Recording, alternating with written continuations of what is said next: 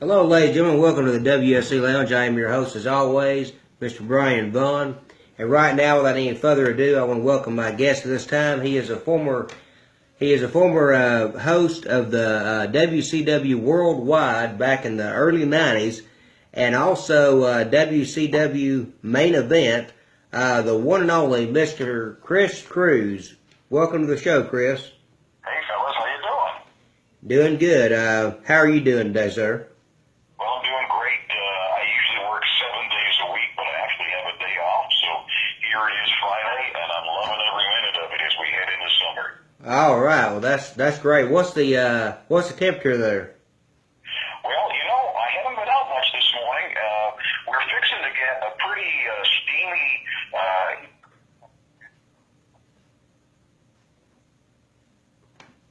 You there? So believe me, I know what it's like being brutal in North Carolina, but DC can get very humid. Oh wow. Yeah.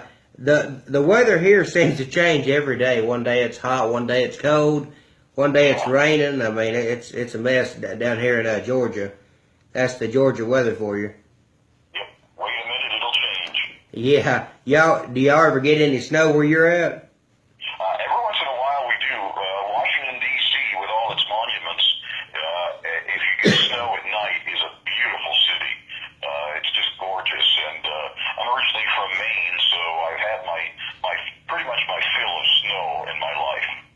Oh, okay. Okay. Yeah. We if they predict snow here, it usually turns into be just a few flakes, you know. Yeah. But I mean, we have had our share of blizzards, but not too many. But anyway, I wanted to ask you first off, how did you get your start into the wrestling business? Well, it's so much like my whole life really is being aggressive and identifying what you want and going for it. I'm a news anchor now at a commercial radio network, and I'm also a federal employee at the Voice of America. And Oh, right. both of those jobs I went for.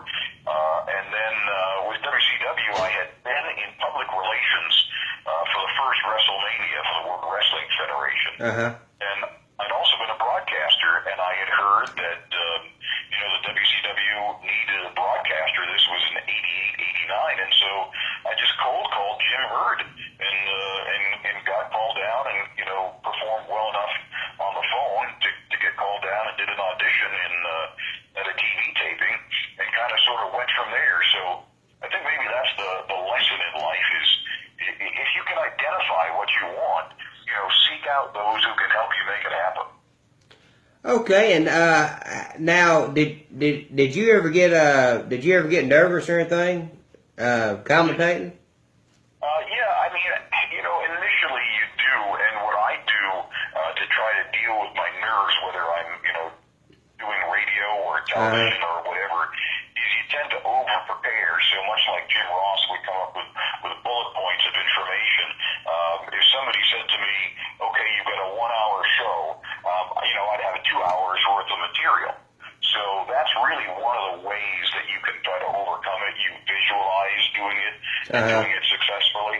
And I think if you have a love for it, it eases a lot of your nerves. Okay, and what was the most exciting match that you ever called? Well, I called a lot of Ric Flair matches. I did call a few pay-per-view matches. Certainly when Worlds Collide out in Los Angeles was exciting. I called some stuff for some independent promotions that I really enjoyed doing. I think it's a matter of appreciating the art form of professional wrestling and communicating that to the fans. And so for me, the challenge was always these squash matches. How do you get as excited about a squash match as you do, with a world championship match? And that's always been a challenge. Now, how long have you been announcing for? Well, I was there at WCW for a couple of years, and I was gone and then back for a couple of years. And I've since done, independence off and on. So I guess maybe 20, 30 years off and on.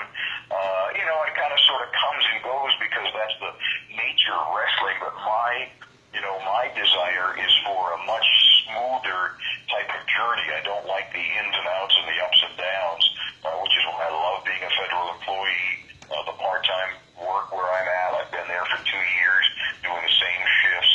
I kind of like the stability. I don't like the lack of stability that pro wrestling provides. Now, Chris, I want to go back to something you mentioned when I was asking you how you got into the wrestling business. You mentioned that you actually work for Voice America Radio. Is that correct? I do, yes. Okay. Do you by any chance know a good friend of mine? He's had his show on Voice America for a long time. He's the host of the Crow Call now. It used to be Soap Central Live. Dan J. Crow. Well, I wonder, because the Voice of America that I'm talking about is the federal entity. We've been around for about 70 years. Oh, okay. So you're not talking about the one that has all the podcasts and stuff like that. In fact, I've never heard about it. Is that a podcast aggregator? Yeah, it's a website called Voice America Radio, and you pay to have your podcasts on there and stuff. And I know my good friend Dan J. Crow, who hosts the Soap Central, who used to host Soap Central, hosts a Crow Call now, and he's been on there a long time. Well, I'm going to have to learn about that because I haven't heard about it. Because we do daily podcasts at VOA. We have a number of them in 45 different languages. And, the key with anything else is differentiating yourself from a market that's flooded with podcasts. Yeah, that's very true. And I got a few questions for you from a fan. He wants to know about traditional championship wrestling. I love doing it. What we found was that, the challenge, is getting clearances. So we would produce broadcast quality television shows at DCW throughout Arkansas. And then the challenge would be getting them on television stations because, or finding a cable outlet. And my sense is that many cable channels are saying, well, look, if you're not at the level of WWE, we don't want you. There's certainly an opportunity for Impact Wrestling.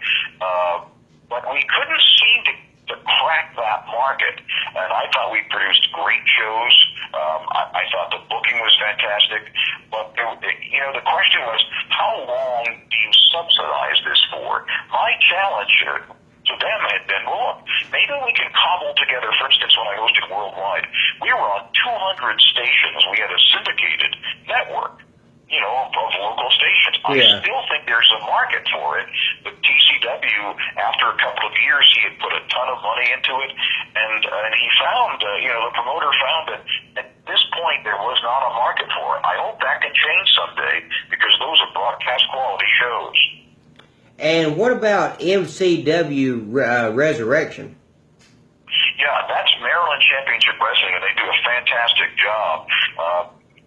My challenge is I get up at about 3 a.m. on Saturday and Sunday mornings because I anchor on a radio network, until noon, and so I can't go out to these events on Friday and Saturday nights. But if you're in the Maryland, Delaware area or DC area, or even some parts of Eastern Pennsylvania, you really got a chance to see big stars in a very, very well-produced fashion. So MCW, Maryland Championship Wrestling, I just recommend it highly. They're very fan-friendly, reasonable prices, and great action.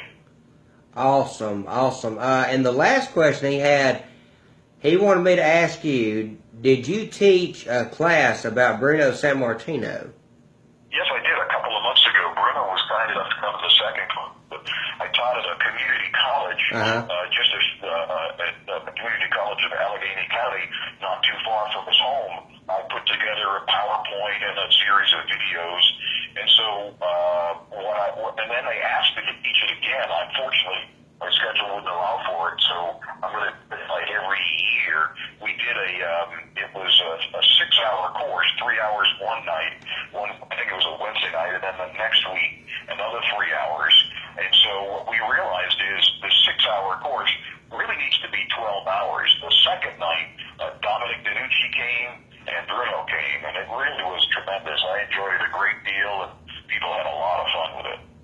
Oh wow, that sounds very interesting. Donovic DeVucci, he's from Ring of Honor, correct? Oh, say that again? He's from Ring of Honor, correct? Donovic DeVucci. Well, I don't know if it was Ring of. I mean, are you saying that some people were from Ring of Honor? Yeah, the guy you named, Donovic DeVucci. Isn't he from Ring of Honor, or is No, that? Dominic DiNucci. Dominic he's retired now. Okay. And Dominic. He and Bruno remain good friends. Okay, I got him mixed up with somebody else. Another name that's very similar. Yeah, I think so. Now you were named the Crispy Cruiser by Terry Funk. Is that correct?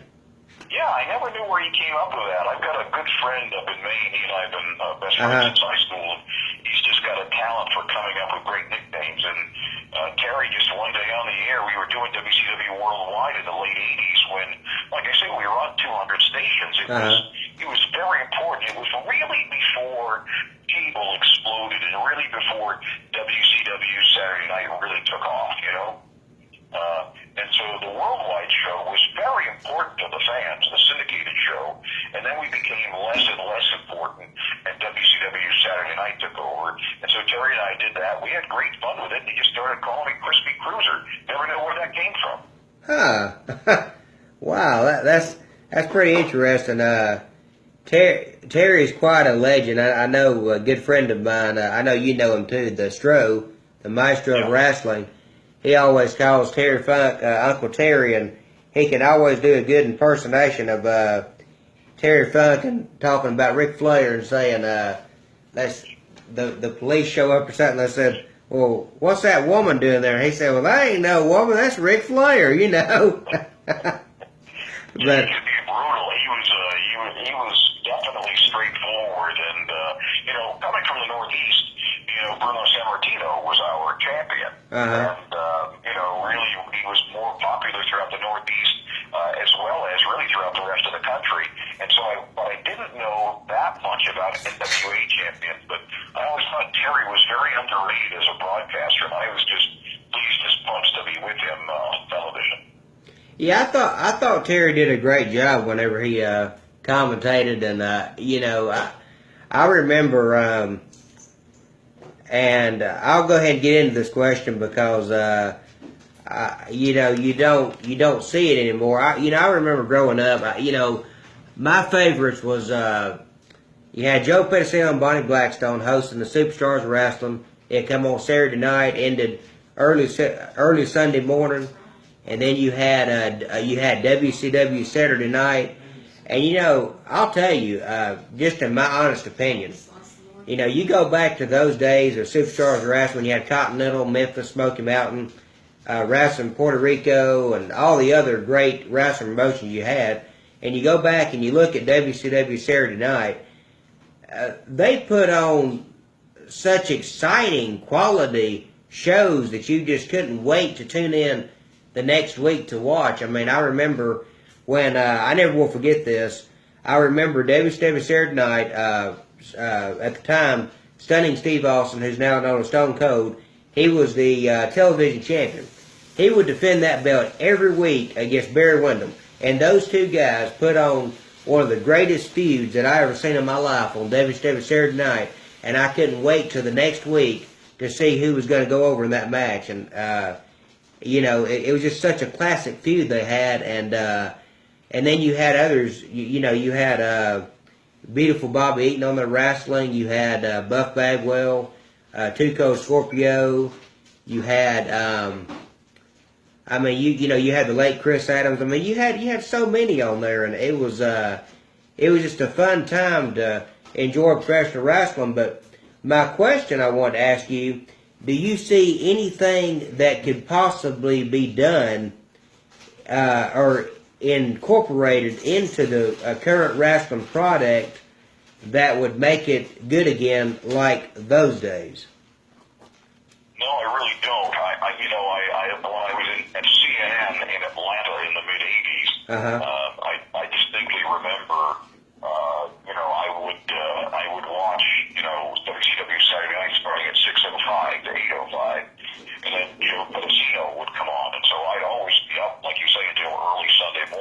I'd love to see a long wrestling block like that. I think it could succeed on cable. But really what you're seeing now is things like Flow Sports and others, and really these networks, these over-the-top networks, so to speak, they're kind of programming that way that you can see a block. You can see the independents, you can see New Japan, you can see Mexico, but it would be good if somebody could put together a weekly 6 or 8 hour block, hosted with call-ins, that type of thing. I think it would be very successful on a cable channel. Unfortunately, many people who run cable channels are not fans of pro wrestling. But Yeah. the issue really ultimately is, as you mentioned, it's suspense, it's excitement, it's surprise, and my concern now is that so much of wrestling is so watered down and sanded down of the rough edges that there's really not a whole lot of surprise. I think the last surprise I remember was Shane McMahon showing up. Yeah. Out of nowhere, Yeah. and you just don't get that anymore. You You don't. don't get the suspense. I mean, I don't know anybody who watches 3 hours of Raw. I mean, why would you want to invest all that time when you could just see it, see excerpts from it the following morning and read the Yeah. recap? It's never suspenseful, and you always know the direction they're going in, and you always know the finish of the match. Yeah, I mean, it's like, I remember a while back, they had the main event, it was Braun Strowman and Big Show. You kept seeing them go toward the turnbuckle, and of course, if you're an old school wrestler like myself, you looked at it and you thought, okay, they're not going to that turnbuckle for no reason. They're fixing to do a Mark Henry Big Show spot, and the whole ring's fixing to crumble. I mean, that was so predictable, It was dramatic and it was well done, but in the end it was predictable, and I think that to me is, we always talk in pro wrestling about it, there being a willing suspension of disbelief, and then I was intrigued by reports this week that the audience of pro wrestling has grown dramatically older. I was really shocked by that. Wow. All these years of Vince programming for kids, I think kids are fickle. I think they're looking at video games and they're looking at their phones, and I don't think kids are loving pro wrestling, and we see that every week when we see these regular 20-year lows for Raw. Yeah, and one thing that I would love to see. I know that it wouldn't be done by WWE because you got the big kahootas over there, whatever you want to call them, where you got the WWE Network and you got all these libraries that have been bought out and all that stuff. But if they could do get these independent wrestling companies that are real good and that people love, because in my opinion, today's wrestling product, the independent wrestling companies, I enjoy more than I do the professional wrestling because it's more exciting and you don't know it's got the element of surprise because you don't have the internet to say, oh, well, so-and-so just pulled up in a limousine and so-and-so will come out here and do this. You don't have all that. And, but something that I would love to see is like a 8-hour block like Superstars of Wrestling, except instead of having WWE or Ring of Honor or Impact Wrestling, have these independent wrestling stars on there and have like an 8-hour block of suspense and stuff. I think that would be wonderful. Yeah, and maybe Flow Sports or one of these, networks can do it because, I think what the WWE Network and what MLB Network and others have proven is that, for instance, I have a much younger wife. She's 24 years younger. She doesn't watch cable, but she does watch the Roku box, and she watches Amazon and Hulu. Yeah. And so she cable. She doesn't. Away from cable, so-called cord cutting, and maybe there's an opportunity for one of these networks to program this. And there's a ton. If you read the wrestling newsletters, you see there's a ton of great independent wrestling in Mexico, South America, wrestling on the West Coast, the East Coast, Texas, Japan. It's all over. Europe, England. It's all over.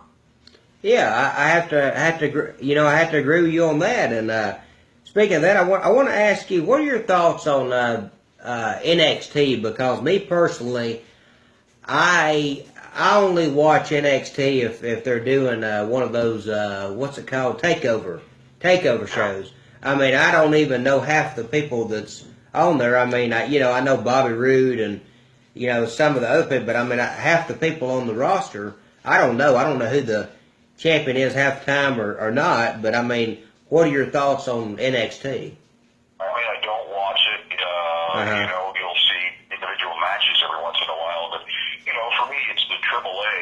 And I understand that it's designed that way. But I really want to wait until folks get to the major leagues, and then I'll start watching them. I've never been interested in the minor leagues, except that I like the independents. But NXT again is a way for WCW to bring in these guys with their rough edges and sand them down and get them ready to be fit into the sausage making machine that is WWE. Yeah, and I get that, because it's Disney-fied, it's corporatized. It is what it is. They have to answer now to their shareholders. They have to answer to their sponsors. They have to answer to the USA Network. So there's a lot of outside influences now on WWE that didn't exist 20 years ago. Well, let me ask you this right here. Do you now? I know a lot of wrestling fans, including myself. We're thrilled about seeing Samoa Joe fight Brock Lesnar. Don't get me wrong. I mean, that'd be a great matchup. But do you feel that it's necessary with the direction that apparently WWE already seems to be going and having Lesnar fight Strowman at SummerSlam? I mean, do you feel that it's necessary? And also, another thing that really troubles me, and I got to think about this the other day. Okay, Brock Lesnar's a Universal World Champion. Okay, now I know good and well that Vince McMahon himself would not let him be WWE World Champion because he wouldn't want himself to look bad on not having the WWE title defended.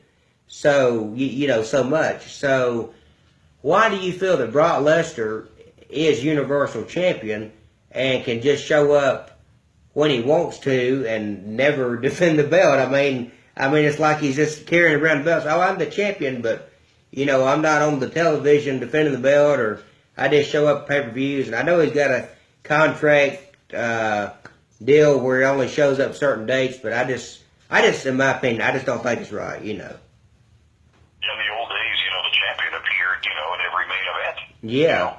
On house shows, and you're right, Lesnar doesn't have a contract. He hates traveling. I don't think he actually likes wrestling, but, that's okay. He can be good at something and not like it. That's all right with me. Yeah. Yeah. But I just think in this case that Lesnar just feels that, and McMahon feels that Lesnar is best served in small portions over an extended period of time. The question I think as well becomes, could Lesnar draw without the belt? And I think most people would agree that he could. Now, do you think though, if it was a different scenario and he had the WWE title on him, do you think they would be making him defend it a lot more instead of getting mainstream media press saying, well, this company don't ever defend their main belt?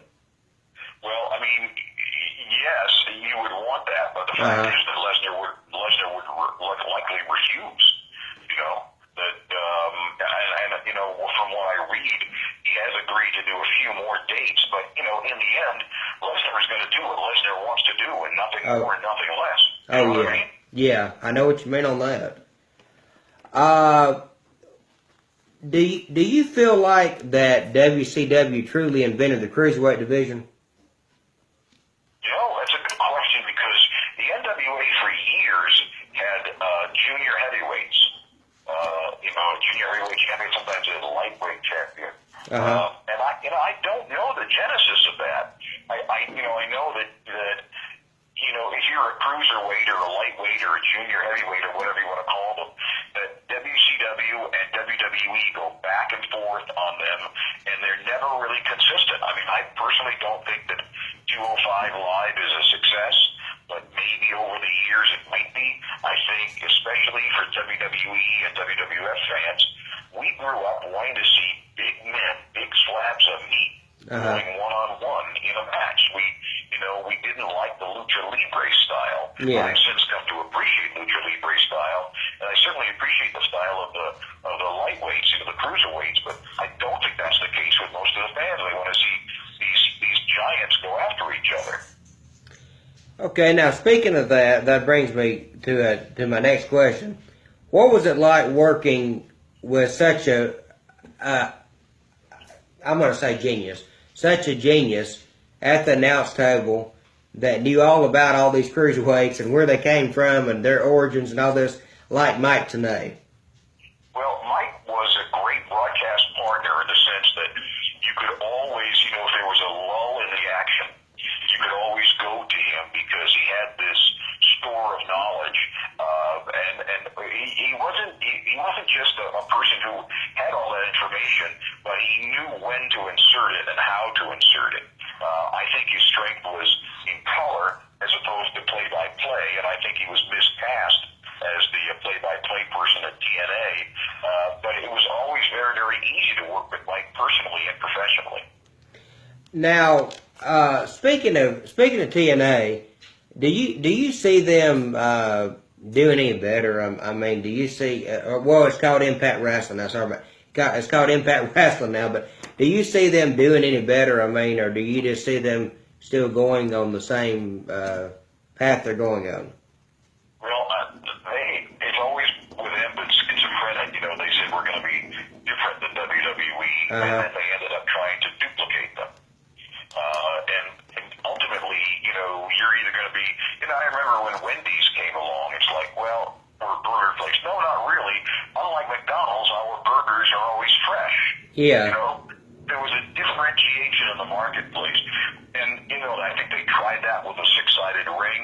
But in the end, what they were seeing was as a poor man's version of WWE, as a terrible knockoff version. WWE had the Divas, and then TNA had the Knockouts. It's just not, it was, and you would also see different talent, both on air and behind the scenes, migrate from WWE to TNA and vice versa. And so there was some confusion because many people aren't fans like you and I are. They're mostly casual fans, and they're like, wait a minute, is this WWE? Is this TNA? The other problem is they just didn't have the production values that WWE had. So, if you can't beat them and you can't join them, you've got to find a way to be aggressively different. And they just have never found that way to be aggressively different, to the point that people are like, well, look, this is just a bad version of WWE. Why am I here when I could be watching WWE? Well, I mean, do you feel like back when it was TNA, do you feel like if they would have stayed on the same path of doing these weekly pay-per-views that they would have succeeded? Because I remember back then they had some of the greatest wrestlers that ever stepped foot in the ring. I mean, I'm talking about before you had the Kurt Angles and everything. I mean, you had the Road Warriors, Rock-and-Roll Express, CM Punk. You had all kinds of people. Nikita Koloff. I mean, you had all kinds of people showing up on the weekly pay-per-views. Do you feel that if they would have continued doing that and maybe had like a, I don't know, 1 hour weekly show, that they would have succeeded, or would have continued to do better than what they became? Well, not with the weekly pay-per-views. I think what they found is it just wasn't sustainable. People weren't willing to pay that amount every single week. And so the challenge would become finding the stars or using the stars. The mistake I think that people make is they say, well, if you just put on good wrestling, then the fans will come. But no, fans want good wrestling, and they want good storylines, and they want great production values. So when I talk about the power of these independents, every once in a while you get an independent show that draws 1,000 or 2,000. Mostly they have 400 or 500 rabid fans. Yeah. And they're there to see 4 and 5 star matches. But if you want to attract casual fans, it can't be about that. You've got to be firing on all cylinders. Otherwise, you really got a ceiling. So if you want to be a regional promotion in this day and age, and you want to consistently draw 500 to 1,000 people, and you want to have maybe a small cable television show, you can do that. But if you want to be WWE, you've got to have all the investment and all the cable avails and all the marketing that WWE has. It's like Ringling Brothers, Marvin Bailey. Yeah. But there's also tons of other very small, very successful circuses, but they never were able to compete with Ringling Brothers because they didn't have the history, they didn't have the marketing, they didn't have the corporate structure. So the question ultimately becomes, are you satisfied at the 500 to 1,000 mark? And many wrestling promotions are. You can make a good buck. The challenge becomes, or the mistake becomes, when people say, I'm going to start up a wrestling promotion, and within a few years I'm going to beat WWE at their own game. It ain't going to happen. Ted Turner couldn't do it. Why do you think you can? Yeah, that's true. That's true. And I don't even know what Ring of Honor's doing now. I mean, I know they have their syndicated show that comes on, but I don't think they ever have a live show unless it's a pay-per-view show that they put on. Well, they're lucky in that they're owned by the biggest owner. They're owned by Sinclair, which is right now the biggest owner of individual television stations in the country. Wow. So they're lucky that way. They're going to have automatic clearances. Maybe they could do some syndication. I don't know if they try to get on cable. But again, Ring of Honor doesn't have the production values, doesn't have the talent level, doesn't have the pay scale, and doesn't have the booking of WWE. So they're going to do great. They're really going to do great. They're going to put on great television, but they're not going to get to the level that WWE is. They're just not. Now, what was it like for you working for WCW? Because we've had Eric Bischoff, who used to be the president of WCW, on the show. We've had we had Scott Hudson, who was announcer as well as yourself on the show. I mean, so what was it like for you working for WCW? Well, it could be frustrating because there were limits. By the time I got to WCW, I had enough experience in the corporate world to know that if you were just one small cog in the corporate works, you were not going to get the full attention of the CEO, as opposed to Vince McMahon, who was working, 20 hours a day, 7 days a week, 365 days a year. So it's difficult to beat a fanatic at his own game. It just really is. So I tried to go in there, do my job, do it well, collect my paycheck. But the problem was that the wrestlers felt that if they didn't like the booking, that there was ways to combat that there was ways to, somebody once said the inmates are running the asylum. And when you have that, as opposed to, say, the benevolent dictator or Vince McMahon, if Vince McMahon tells you to do something, there's nobody else you can go. You can't go to anybody else. Yeah. You know what I mean? Yeah. He's the ultimate decider, and so unfortunately there wasn't that benevolent dictator in charge of WCW. Nobody was making sure the trains are running on time. It was just a very challenging time. Now let me ask you this: what was it like for you to be able to do? Because I remember back in the late '90s, y'all did I don't remember what it was called, but I used to have it on tape, and I don't think I got it on tape anymore. It was a late night thing y'all did where Bobby Heenan was on there and Tony Schiavone, and it was like a late night best of 10 or 20 or something. You know what I'm talking about? 20 matches. Yeah, I think it was like the Up All Night thing. Yeah. They had all the announcers, and I was like, what am I going to do? Compete with Heenan? Compete with Schiavone, and compete with Gene Okerlund? I just wasn't going to be able to do it. So I said, how is it that I can differentiate? Yeah. So I said, well, let me just try to wear a Vader mask. Let me just try to, hide and stuff. And people have been asking me about that for years. I just knew that, Gordon Soley was there. So what was I going to do? I just had to do something different. Yeah.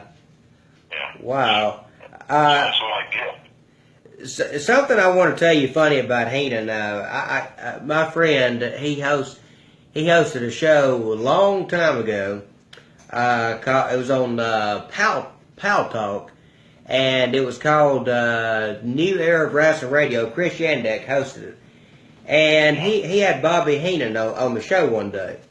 Well, back when Lee Marshall was living, the late Lee Marshall, I got a chance to ask Bobby Heenan a question. Bobby Heenan's so funny, you know how he can crack you up. Well, anyway, I asked Bobby. I said, hey Bobby, I said, how's Lee Marshall doing? He said, you stupid idiot. You mean to tell me you've been waiting all these years to talk to me, and you asked me how Lee Marshall's doing? He said, I don't know how Lee Marshall's doing. Well, it's probably a bit of a shoot because, everybody liked Lee. He was easy to get along with, Yeah. But Bobby, he was there to get himself over. Yeah. And Lee was also the voice of Tony the Tiger Serial, wasn't he? I think he was. He was just had this booming voice. He was doing the radio and stuff, and I think he and Eric, have always got along, and then so he brought Lee in. As you know, Lee had done some stuff at AWA. Yeah, so Super he had Class. quite the career. Exactly. Yeah. He had quite the career. I was surprised to hear that he had passed away. Nice guy. He was a great guy to see on TV, and I miss his commentating. Also Gordon Soley, he was one of a kind. I mean, I know that Jim Ross is often compared to Gordon Soley, and Mike Tenay's also a great announcer. That like you were saying earlier, I wish that Impact Wrestling would use Mike Tenay instead of. It's ridiculous because Mike Tenay, he was the lead broadcaster, and he was the voice of Impact, and they moved him to the side and get Josh Matthews and Jeremy Borash. I know he was in WCW when you were there, and the Pope D'Angelo De Niro. So. Yeah, I just don't follow it with those guys. I know they've got their ecosystem, their microcosm. But it's just tough to follow these guys anymore. So, did you ever get a chance to meet Jerry Borash? No, I didn't. Jeremy came along after I left, I think. Okay. And now, do you think WWE copies a lot of WCW's ideas? Well, no, I don't think so. There are certainly some similarities. But Vince always had his own vision and moved to execute that. And I think within pro wrestling, Vince has been admired, has been hated, but I think he should be more admired for the chances that he's taken with his promotion. And it just shows what you can do when you take one thing and try to excel at it, and that's clearly what he's done. Yeah, I got to say that he's really got a brains for the business. I mean, because he's the ultimate, juggernaut. That's the ultimate juggernaut, monopoly of professional wrestling, right there. And something else I want to ask you: Did you ever in your wildest dreams think that the president would be in the WWE Hall of Fame? Well, no, it's interesting because I got some pictures. I was backstage at the time and, met him, and I was with Bruno at the time at Madison Square Garden in 2013. And so, you look at pictures of Bruno and Trump and then Trump in the background, and you're like, wow, who knew? Yeah, I mean, you never know because, Jesse Ventura, he became the governor of Minnesota. Yeah, I know. And, it's funny because for years, Jesse would say he's going to do this, he's going to do that, he's going to run for president. And he'd leave the room, and we'd all roll our eyes like, what the hell is that guy talking about? Yeah. Governor, Yeah.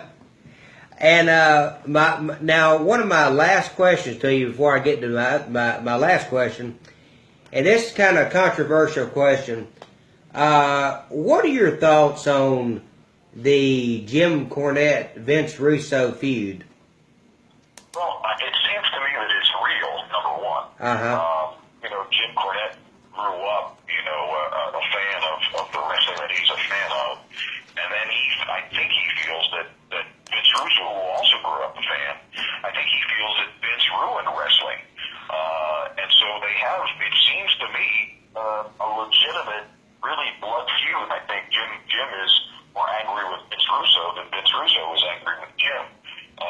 And they each seem to want to perpetuate it in a way. Whenever they're asked about it, it's always this excitement to riot. They also both seem to want to have some kind of a role in pro wrestling. So there's clearly passion and love on simply do not mix. Yeah, I agree with you on that, and I read something the other day where Vince Russo had apparently sent a email to McMahon offering to help out with the product and all that, but and in my honest opinion, this is just my opinion. Now, this is coming from my opinion, and this is nothing on you, Chris Cruz, but this is my opinion from me. I think that Vince Russo ruined WCW. I really do. I think that he just put it into motion for closing. That's just my opinion. Yeah, I mean, I was out at the time. I wasn't watching it as much. The history of it is such that you think, would WCW have failed regardless? And the fact is, I just don't know. But I do know a lot of people feel very strongly about it and have much more knowledge on it. Eric certainly has more knowledge on it, and certainly Jim Cornette and Vince Russo have more knowledge about it. Well, I mean, one thing that I really, that really bothered me, and Bischoff, when he was on the show, he mentioned this. One thing that really bothered me was the thing they did with Jeff Jarrett and Hulk Hogan, and then Vince Russo come out afterwards and said all the garbage he said and said he'll never work here again, and Bischoff was saying that when that went down, that it was supposed to go down a different way. It was supposed to go down to where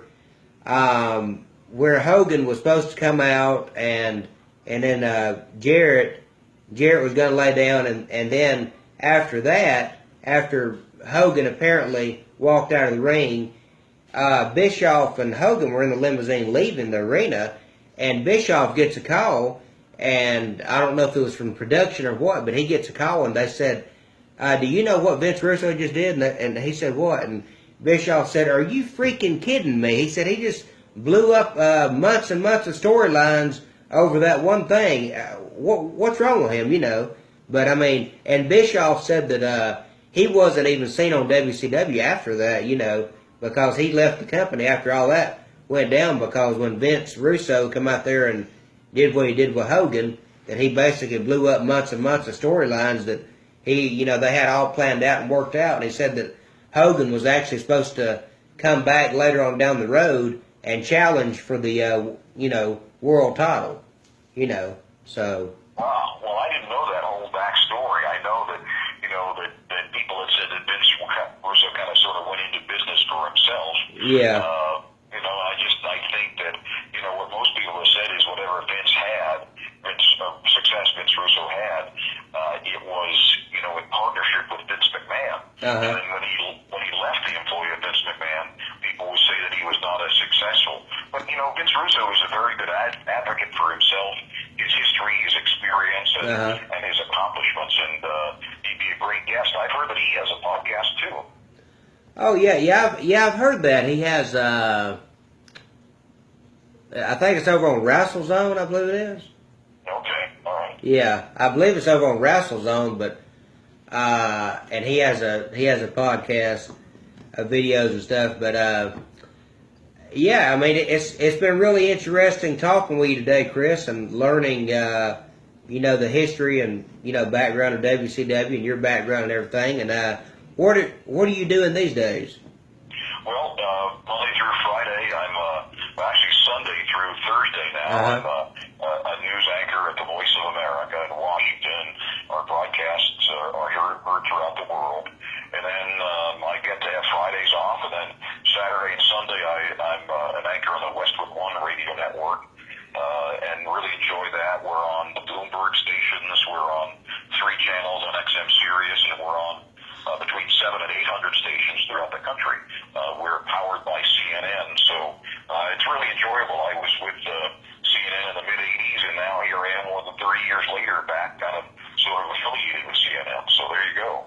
Okay, now speaking of CNN, let me ask you this: did you ever get a chance to meet Larry King? A couple of times, yeah. Met all those folks there, and Larry was actually, I wouldn't say he was a wrestling fan, Uh-huh. but he appreciated the entertainment portion of it. Oh, that's cool. That's cool. Yeah. Larry's always been to be like he's a legend in TV. That's for sure. Absolutely. So do you have anything you'd like to promote or anything you got upcoming or anything? No, I really don't. I enjoy talking with you, and always love talking on Facebook with folks, and I will, remember, what WCW used to be, and that they truly were the good old days.